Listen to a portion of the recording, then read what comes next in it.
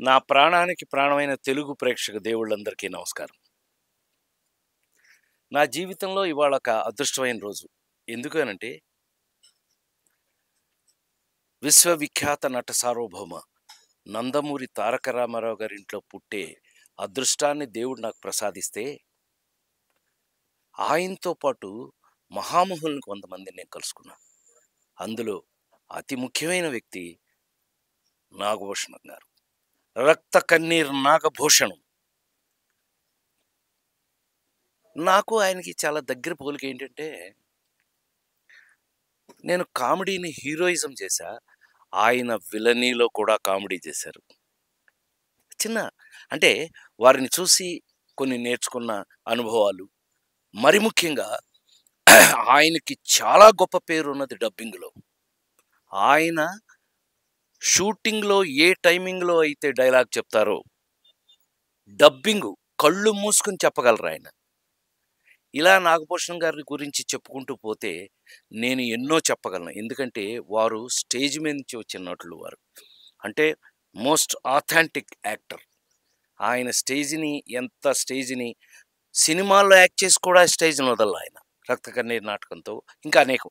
ఇంకా నాకు అవగాహన తక్కువ. ఏది ఏమైనా దాని గురించి నాకు చెప్పాలి అనంటే, అనేక సంవత్సరాలుగా ఈనాడులో పనిచేస్తున్నటువంటి మా ఫయాజ్ భాయ్ చెప్పాలి.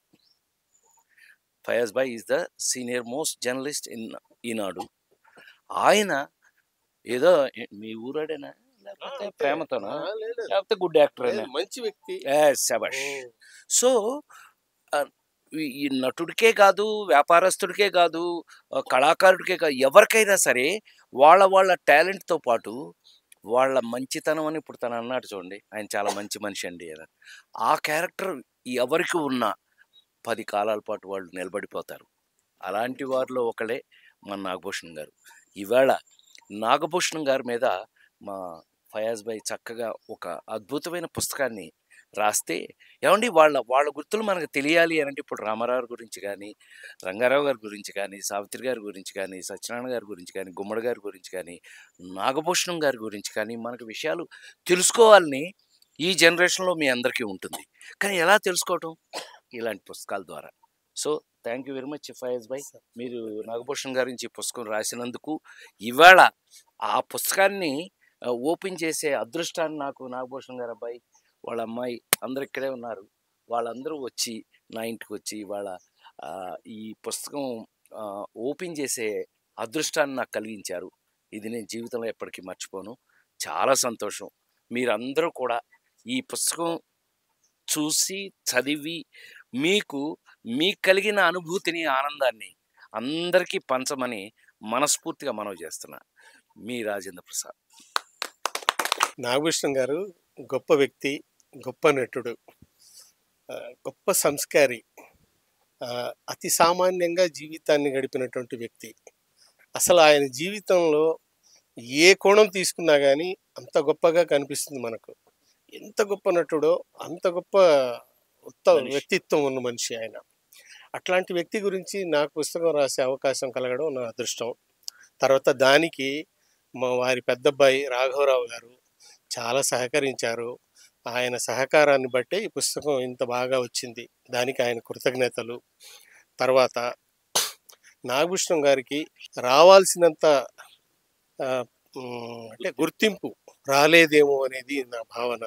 ఎందుకంటే ఆయన ఒక నటుడిగా ఆయన గొప్ప పేరు తెచ్చుకోవడానికి కారణమైనటువంటి 'రక్త కన్నీరు' నాటకం ఆయన ఆంధ్రదేశానికి పరిచయం చేయడమే కాదు, నాటక రంగాన్ని నిలిపాడు ఆయన. ఎంతలా నిలిపాడంటే 30 ఏళ్ల పాటు ఆయన సినిమాలో ఒక పక్క గొప్ప స్టార్డమ్ ఉన్నా ఆయన దాన్ని పక్కన పెట్టుకొని నాటకాలకు కూడా ఒక వారం కేటాయించి డబ్బుల్ని కూడా త్యాగం చేశాడు ఆయన.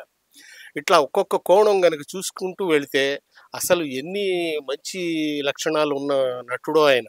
అలాగే గొప్ప వ్యక్తిత్వం, అందరినీ గౌరవించడం, చాలా డౌన్ టు ఎర్త్, అంటే చాలా సింపుల్గా ఉండేవారు ఆయన. ఎవరిని అడిగినా ఆయన గురించి చాలా గొప్పగా, ఎప్పుడో ఆయనతో నటించిన వాళ్ళు 30 ఏళ్ల తర్వాత కూడా ఈ రోజు కూడా ఎంత గొప్పగా చెప్తున్నారంటే ఆయన నటన గురించి కానీ ఆయన వ్యక్తిత్వం గురించి కానీ చాలా గొప్పగా చెప్తున్నారు. అది ఆయన గొప్పతనం.